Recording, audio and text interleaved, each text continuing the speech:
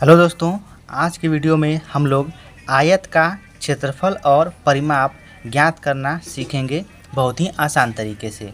तो चलिए वीडियो को स्टार्ट करते हैं और इस वीडियो में हम लोग जानेंगे कि आयत का क्षेत्रफल और परिमाप कैसे निकाला जाता है।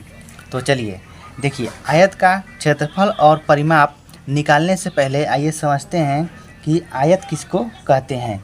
उससे पहले आइए देखते हैं कि चतुर्भुज किसको कहते हैं। ठीक है, चतुर्भुज। तो देखिए, चतुर्भुज हम किसको बोलेंगे कि चार भुजाओं से घिरी हुई आकृति को चतुर्भुज कहते हैं। चार भुजाओं से घिरी हुई आकृति को चतुर्भुज कहते हैं।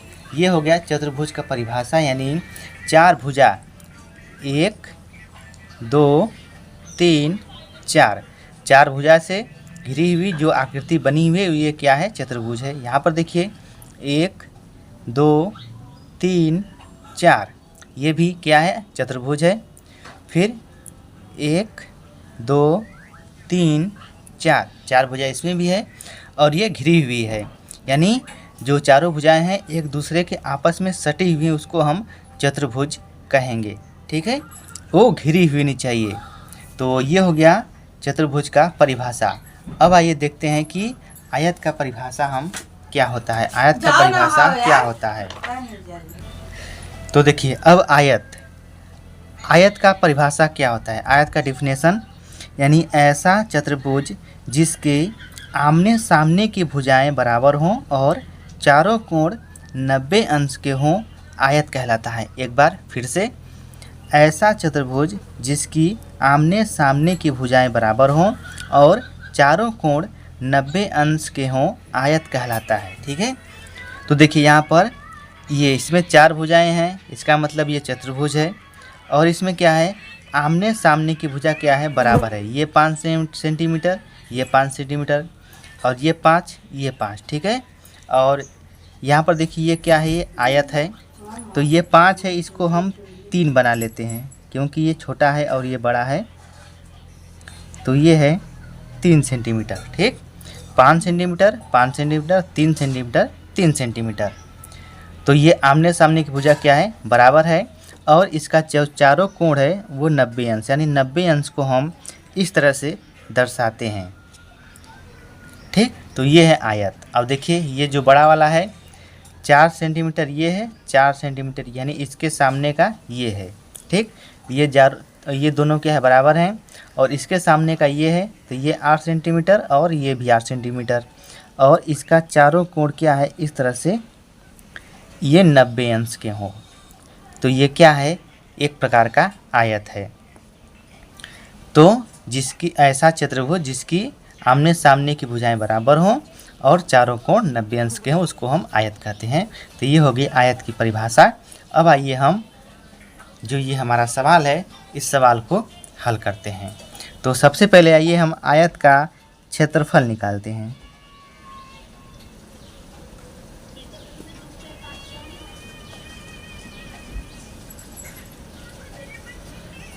क्षेत्रफल, तो जो आयत है, तो आयत का क्षेत्रफल का सूत्र क्या होता है?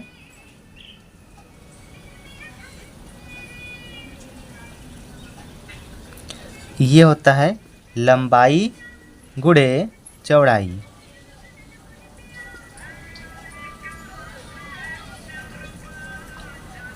लंबाई गुणे चौड़ाई। और इसमें देखिए लंबाई कितना है? लंबाई यानी जो बड़ा वाली भुजा होगी वो लंबाई होगी और जो छोटी वाली भुजा वो चौड़ाई होगी। तो लंबाई है यहाँ पर 5 सेंटीमीटर गुणे और चौड़ाई है 3 सेंटीमीटर।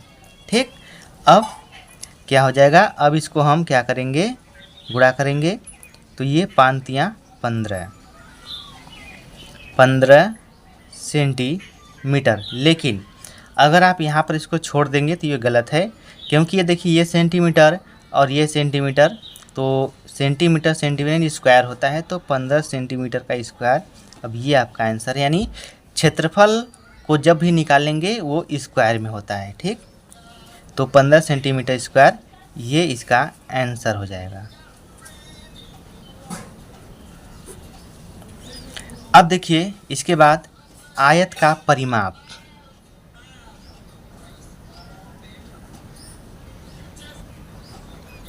आयत का परिमाप। तो आयत का जो परिमाप है, परिमाप का अर्थ समझ लीजिए। परि का अर्थ होता है चारों तरफ और माप का अर्थ होता है दूरी, यानी जो इसके चारों तरफ की दूरी है वही हो गई परिमाप। तो परिमाप का सूत्र क्या होता है? तो ब्रैकेट में यहाँ पर ये है लंबाई, ठीक है, लंबाई, और ये प्लस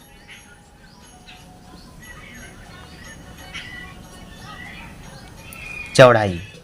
लंबाई प्लस चौड़ाई यानी 2 ब्रैकेट में लंबाई प्लस चौड़ाई, ये इसका सूत्र होता है। तो 2 को हम यहाँ पर लिखेंगे, 2 पहले से है। ब्रैकेट में लंबाई है 5 सेंटीमीटर प्लस चौड़ाई है 3 सेंटीमीटर। तो सबसे पहले हम ब्रैकेट को हल करते हैं। तो ये कितना हो जाएगा? 2। अब ये ब्रैकेट है तो यहाँ पर गुणक चिन्ह लगाएंगे। अब 5 3 8, ये हो गया। अब इसको हम गुणा करेंगे तो ये हो गया 8 दूना 16 सेंटीमीटर। तो ये आपका आंसर हो जाएगा। ठीक, तो इस तरह से हम आयत का क्षेत्रफल और परिमाप निकालते हैं।